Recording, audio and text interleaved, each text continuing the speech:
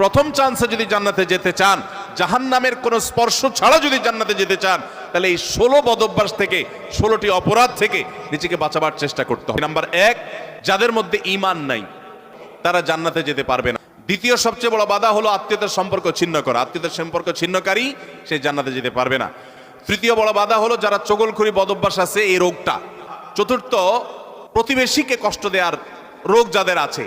5 নম্বর হলো অহংকার। 6 নম্বর হলো প্রতারণা করা, মানুষের সাথে মানুষকে ধোঁকা দেওয়া। 7 নম্বর হলো দান করার পর খোঁটা দেওয়া। 8 নম্বর হলো কৃপণতা। 9 নম্বর হলো ঘুষ দেওয়া নেওয়া।